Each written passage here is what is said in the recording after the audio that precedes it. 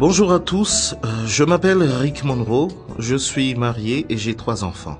Un jeune homme de 24 ans et 2 jeunes filles de 22 et 16 ans. Et en cette année 2012, année de mes 50 ans, j'ai monté le blog mavidefamille.com pour partager avec vous les clés d'une vie de famille heureuse qui sont les résultats d'une expérience de 25 ans de vie familiale en tant que mari et père de famille. À travers ce blog, je partagerai avec vous des conseils pour devenir un couple heureux, de bons parents et vivre heureux et en harmonie en famille. Je suis heureux de vous présenter une série de vidéos gratuites sur lesquelles je vous donnerai des conseils sur les aspects pratiques de la vie de couple, de la vie de parents, de la vie de famille en général. La première erreur à éviter, c'est de gâter son enfant. La triste vérité est qu'il est plus facile de gâter vos enfants que de ne pas le faire. Généralement, un enfant gâté présente les symptômes suivants. Il ne s'arrête pas lorsque vous dites stop. Il se bat toujours sur presque n'importe quoi et il est difficile de le rendre heureux. Il mendie toujours quelque chose qui semble inutile, tel un jouet, ou bien de la nourriture. Il ignore les autres membres de la famille et leurs besoins. Il a aussi régulièrement des accès de colère incontrôlables. Afin d'éviter de gâter votre enfant, il est préférable de prendre en main, et très tôt, le contrôle de votre enfant. La première chose à faire, c'est d'inculquer à votre enfant la notion du possible et du raisonnable. Il faut donc fixer des limites quant aux réponses à donner aux besoins des enfants. Il faut lui expliquer ce qui est possible et ce qui est raisonnable. Il faut également éviter de penser qu'un enfant qui pleure est un enfant malheureux. Tous les enfants ont besoin de sentir la tristesse, la frustration et le stress. C'est au cours de ces phases de l'éducation que la personnalité de votre enfant va être forgée. La deuxième chose à éviter est de céder aux caprices de l'enfant. Il faut éviter de calmer instantanément un enfant qui pleure avec des sucreries par exemple ou un jouet. Si votre enfant prend conscience qu'il obtient plus d'attention et plus d'affection quand il pleure ou quand il est en colère, il va prendre l'habitude de le répéter à chaque fois qu'il a besoin de quelque chose. Assurez-vous que votre enfant n'obtient pas ce qu'il veut lorsqu'il pleure ou lorsqu'il pique une colère. Le troisième point consiste à apprendre à votre enfant à traverser seul les périodes difficiles de sa vie. En effet, il est essentiel que votre enfant apprenne, dès son plus jeune âge, à faire face à des situations difficiles. Après tout, s'il ne le fait pas dès son jeune âge, comment pourrait-il faire face à des situations analogues lorsqu'il sera dans la vie adulte?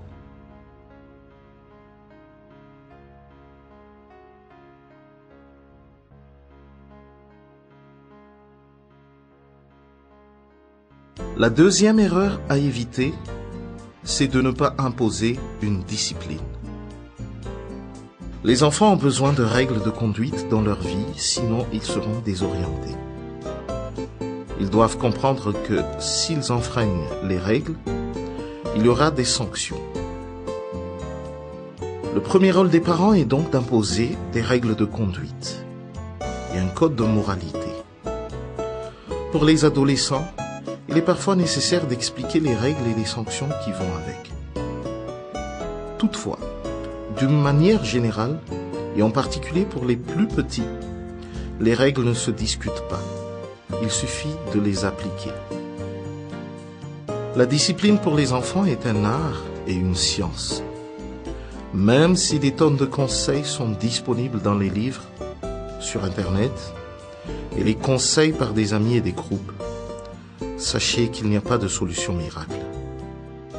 Faites preuve de souplesse dans l'apprentissage de ce qui fonctionne et de ce qui ne fonctionne pas, et gardez toujours l'esprit ouvert.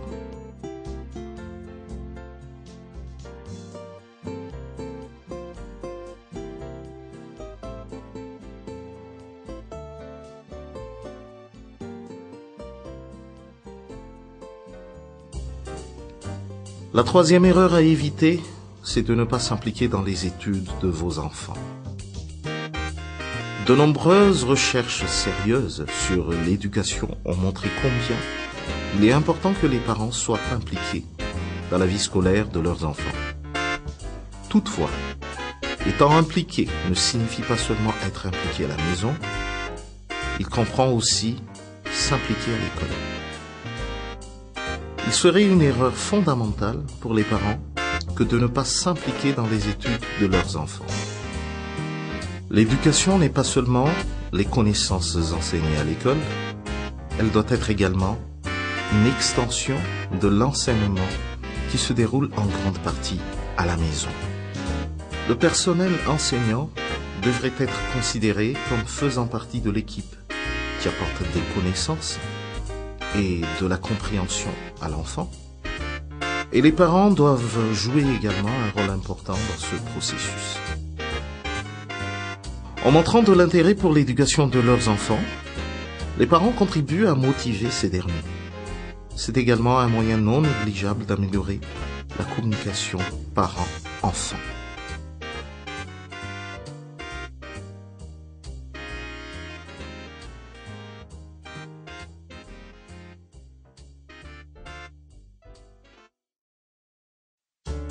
La quatrième erreur à éviter, c'est de ne pas responsabiliser votre enfant. Les enfants doivent être traités comme des enfants, mais il est bon de leur donner quelque chose pour lequel ils peuvent assumer leurs responsabilités. Les tâches qui peuvent être attribuées aux enfants sont par exemple vider les poubelles, s'occuper de l'animal de compagnie, de son alimentation et de son hygiène, ou le nettoyage de la cour, ou de la voiture, etc. Toutefois, il faut toujours garder à l'esprit que l'enfant a ses limites, aussi bien physiques qu'intellectuelles, et il faut attribuer les tâches en tenant compte de ses compétences, de ses expériences, et aussi de ses capacités physiques.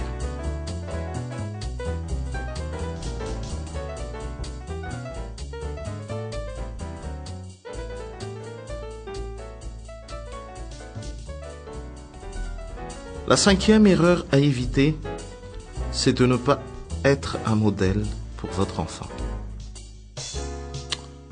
Il n'est plus à démontrer que les enfants apprennent beaucoup de leurs parents.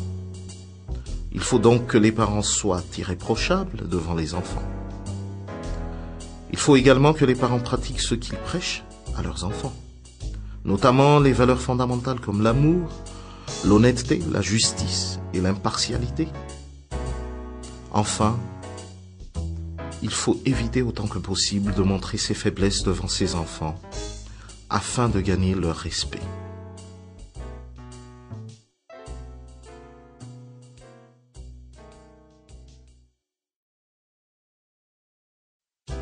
Sixième erreur à éviter. Surestimer son enfant.